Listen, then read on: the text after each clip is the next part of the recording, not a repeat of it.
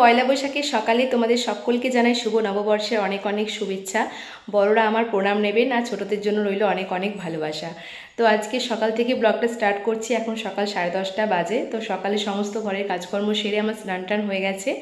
আর স্নান করে উঠে দেখো এই যে নতুন নাইটি একটা পরে নিয়েছি। তোমাদের সাথে তো আমি পয়লা বৈশাখের সমস্ত বাজার শেয়ার করেছিলাম। তো চলো এখন আমি জাস্ট স্নান করে আর কি মানে ফ্রেশ হলাম আর কি। তো এখন নিচে গিয়ে আমি এখনও পুজো বাকি আছে, তারপর রান্নাবান্নাও করতে হবে।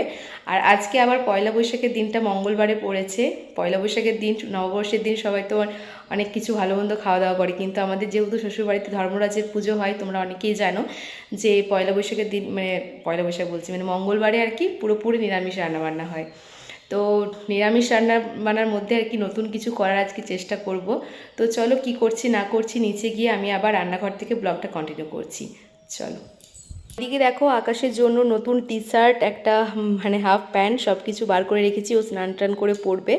আর ওরও কিন্তু পয়লা বৈশাখে অনেক কিছু বাজার হয়েছে, ওগুলো শেয়ার করা হয়নি। 3টে টি শার্ট নিয়েছে, তার মধ্যে এটা একটা আমার সাথে ম্যাচিং করে বার করলাম। আর এই যে দেখো আজকে বেডশিটটাও কিন্তু নতুন, একদম নববর্ষের দিনকে নতুন একটা বেডশিট পেতেছি। তো এই হচ্ছে কথা। তো চলো নিচে গিয়ে আবার দেখা হচ্ছে। সকালে পুজো টুজো কমপ্লিট করে ভাতটা বসিয়ে দিয়েছি। আর একদিকে আমি আর কি আমার হেলদি ব্রেকফাস্ট সেটাও রেডি করে নিয়েছি। তো রান্না করতে করতে আমি আমার ব্রেকফাস্টটা করে নিই। তো ওই তো আমি শেক বানিয়েছিলাম, তো এই দিকেও খাচ্ছিলাম। আর এখন এইদিকে এঁচড় কেটে নিয়েছি, একদম অনেকটা এঁচড়। আর এখন এঁচড়টা আলুটা আমি সেদ্ধ করেও নিয়েছি। আর এই দিকে দেখো কিছু মশলা রেডি করে রেখেছি। কাজু, চারমগজ ভিজিয়ে রেখেছি, টমেটো, আদা, কাঁচা লঙ্কা সমস্ত কিছু পেস্ট করে রেখেছি। তো আমি কিন্তু এঁচড়ের কোপ্তা কারি বানাবো, তো সেটার পুরো ডিটেলস মানে পুরো রান্নাটা আমি কিন্তু শর্টসে শেয়ার করব। সেজন্য কিন্তু এখন জাস্ট একটু আর কি শেয়ার করলাম তোমাদের সাথে।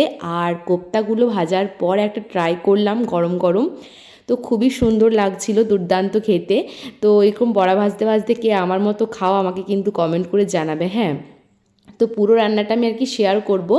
আর এই কোপ্তা খাওয়ার পর দেখো সমস্ত রান্নাবান্না হয়ে গেছে, তারপর শেয়ার করছি। তো দেখো এখানে আমি এখন ভাত করেছি, তো ভাতটা কি আর দেখাবো। আর আজকে তো বললাম মঙ্গলবার সমস্ত কিছু নিরামিষ। তো এখানে করেছিলাম দেখো পটল ভাপা। তো আমি শর্টসে কিন্তু এঁচড়ের কোপ্তা কারিটা শেয়ার করব, কিন্তু মানে পটল ভাপা রেসিপিটা আজকে আমার আর কি শেয়ার করা হয়নি, অন্য একদিন আমি আবার শেয়ার করব। আর দেখো এখানে কোপ্তা কারিটা আর কি ফাইনাল হয়ে গেছে। তো এটা কিন্তু অনেকটাই কমে গেছে, কারণ যে এঁচড় দিয়ে বানিয়েছিলাম ওটা আকাশের মাসির বাড়ি থেকে মেসো দিয়ে গিয়েছিল। তাই এঁচড়ে কোপ্তা কারি বানানোর পরেও কিন্তু বাবাকে দিয়ে মাসির বাড়িতে একটু পাঠিয়েছি বলে অনেকটা কম কম লাগছে। আর এখানে ডাল করা হয়েছে, উচ্ছে পটল ভাজা হয়েছে, টমেটো দিয়ে আম দিয়ে চাটনি হয়েছে। আর কয়েকটা আর কি কোপ্তা বড়া ভাজা রেখেছি, যেটা আর কি ভাতের সাথে খাওয়া হবে। তারপর সুন্দর করে আমি আমার থালিটা সাজিয়ে নিয়েছি।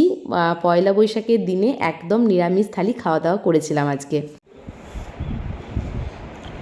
এডিট করেছি ভিডিও না পোস্ট নেই।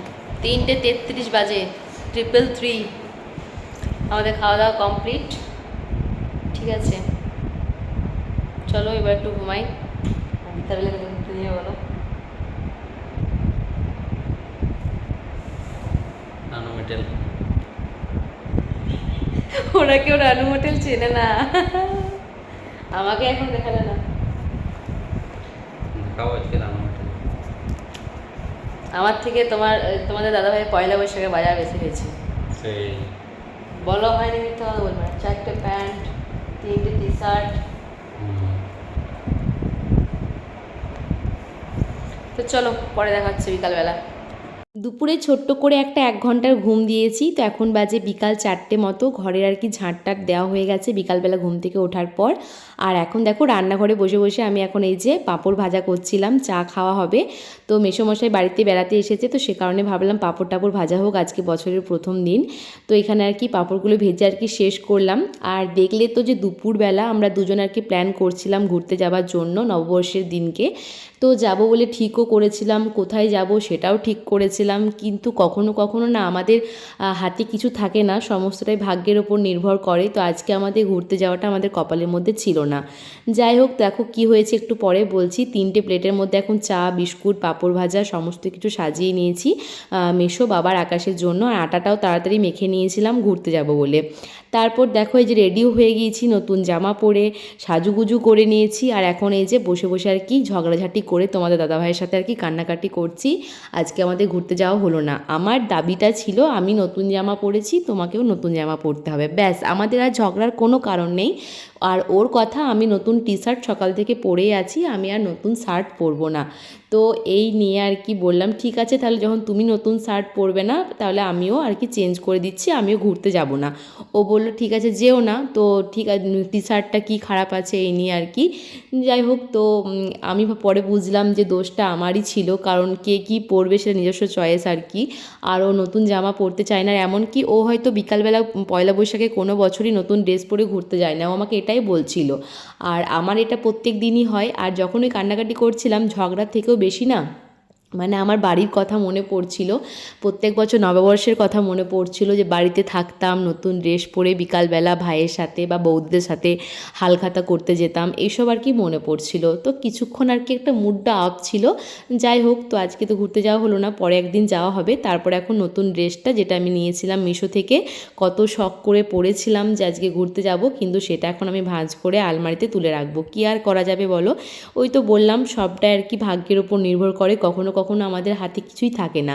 আর কিছুক্ষণের মধ্যেই কিন্তু তোমাদের দাদাভাইয়ের সাথে আমার সমস্ত কিছুই ঠিকঠাক হয়ে গিয়েছিল। আর তাই ভাবলাম যে এরকম করে মুড অফ করে বছরের প্রথম দিনে বসে থেকে কোনো লাভ নেই। তো দেখো আমি আর কি সমস্ত জামা কাপড় যেগুলো ছিল সেগুলো তো ভাঁজ করে রেখে দিলাম। আর তারপর এখন ভাবলাম যে ড্রেসিং টেবিলটা অনেকটা অগোছালো হয়ে পড়েছিল, সেটা এখন আর নয়তো পরিষ্কার করি। টাইমটা তো কিছু করতে হবে, কারণ কি আজকে সমস্ত কাজ আমি খুব তাড়াতাড়ি করে দিয়েছিলাম। আর এর ফাঁকে কিন্তু আমি একবার সন্ধেটাও দিয়ে এসেছি। যখন ঘুরতে যাব বলেছিলাম, বাবা বলেছিল ঠিক আছে তোমরা যাবে, আমি সন্ধে দিয়ে দেবো, কিন্তু যখন যাওয়া হলো না তখন আমি নিচে গিয়ে সন্ধে দিয়ে এসেছি। আর এখন তো এই যে দেখো উপরের কাজটা করছিলাম, তো আয়না টায়না খুব ভালো করে পরিষ্কার করে নিয়েছি। তো এখন নিচে গিয়ে আর কি খাবার টাবার বানাবো, তারপর সকালবেলা আর কি মটর ভিজতে দেওয়া ছিল, ঘুগনি বানাবো।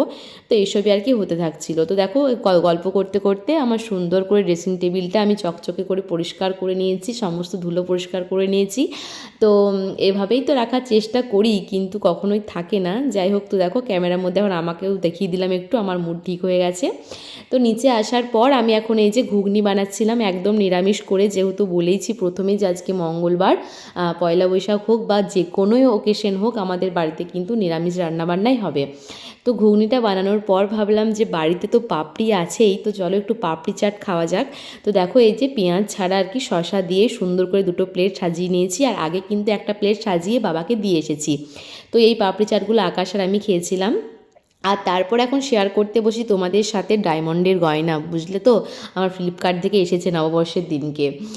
তো দেখো আমি এখন মানে আনবক্সিং করছি তোমাদের সামনেই, আর এখন কিন্তু আকাশ ভিডিও করে দিচ্ছিল।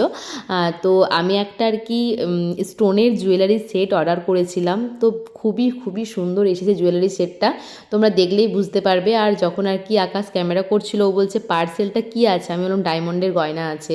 ও তখন বুঝে গিয়েছিল যে এই গয়নাটাই হবে, কারণ কি কয়েকদিন আগে আমি ওকে দেখাচ্ছিলাম আর অর্ডার করেছিলাম, তখন ও আর কি মানে অর্ডার করছিলাম তখন ও দেখেছে। তো দেখো কত সুন্দর স্টোনের আমার একটা শাড়ি আছে না, তো সেটার সাথে আর কি পরার জন্য এটা অর্ডার করেছিলাম। সামনে আমাদের একটা বিয়েবাড়ি আছে, তো ভাবলাম যে পরা যাবে। তো চলো বন্ধুরা, আজকের ব্লগটা আমি এখানেই শেষ করছি, দেখা হবে নেক্সট ব্লগে। ততক্ষণ পর্যন্ত সবাই ভালো থেকো, সুস্থ থেকো। আজকের মতো এই পর্যন্তই, চলো আজকের মতো টাটা বাই বাই। আর এই নেকলেসটা পরে আমার কেমন লাগছে সেটা কিন্তু জানাবে আমাকে, যদিও নাইটির সাথে এটা বেমানান লাগছে কিন্তু তবুও কেমন লাগছে জানাবে, আমার কিন্তু হেভি লেগেছে গয়নাটা। চলো আজকের মতো বাই বাই, গুড নাইট।